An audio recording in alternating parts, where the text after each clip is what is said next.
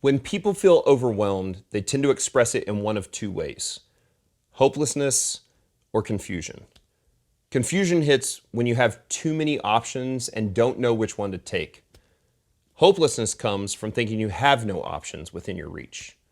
And quite possibly the worst feeling is to start confused, trying one thing after the other, only to end up feeling confused and hopeless.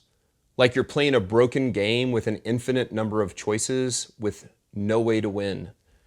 This is despair, and if you're feeling even a little confused, hopeless, or despairing in your coaching practice, there is a way out, and it starts here.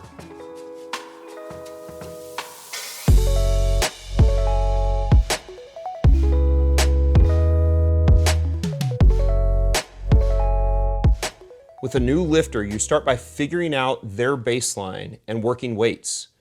In the same way, you're going to take an intro week to figure out the weight of your work. We call this the business baseline, and it will help you get control of your money, practices, and time. In some cases, just the act of doing this exercise alone is enough to break through the confusion, identify solutions, and turn despair into something that's hard but doable. We include worksheets to help you get through the assessment, but you don't have to follow our process to make it work. For the first stage, baseline your money by reviewing your last month of expenses and income. You can do this by popular budgeting apps or reviewing your credit card and debit statements. If you use a lot of cash, this usually means tracking receipts. And from this list, you can identify your monthly minimum essential expenses, the ones you need to live, get around, and keep the lights on.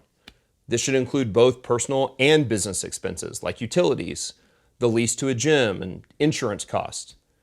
Identify your total expenses for the month.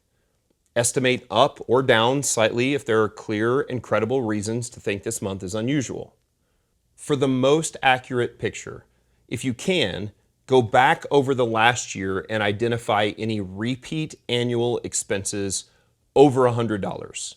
These subscriptions can surprise you, and they should be accounted for. Divide this by 12 and add it to your monthly expense total. Then pick out your current income from coaching and your total income from all sources. After you've done this, you'll have two clear numbers. First, your freedom number. How much do you need to make from all sources to meet your minimum needs? This value can tell you a lot. If you're above it, it's your permission to experiment. If coaching is a side hustle and you're trying to make it full time, the freedom number sets the trigger for when you can make the switch. And second, you'll know your current income, which will become more useful after your time baseline. Next, baseline your practices. Again, you can use our worksheets or you can do it on your own, but identify all the different ways you provide your coaching service and match them to a specific client. And as you do so, rank them from the lowest pay per month to the highest. If you've grandfathered in a lot of clients as you increase prices or created a number of custom offerings, you may find you have nearly as many offers as you have clients. For now, just get them on paper and save it. And finally, baseline your time. Unlike the last two, you can't do this when sitting down.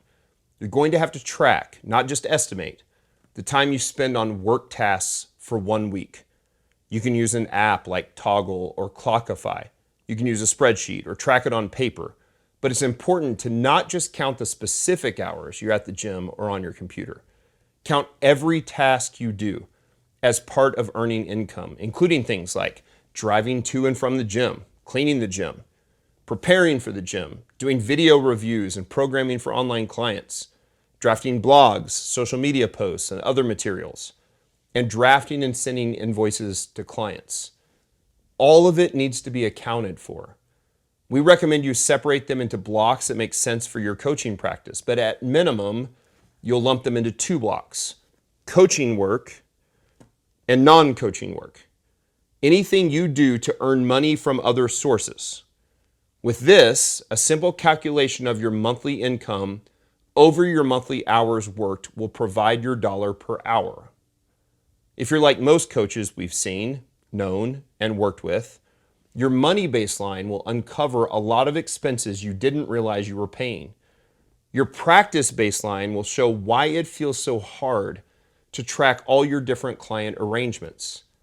And your time baseline will reveal that when you actually count everything, your dollar per hour is significantly lower, sometimes depressingly so, than it looks on the surface. And if you're like many coaches who go through this, you'll come out of it feeling challenged. Yeah, but also encouraged. Because the path may be hard, but it will start to become more clear. Over the next lessons, we're going to help you make that path even clearer and provide you the tools you'll need to free your schedule and become a 5X coach.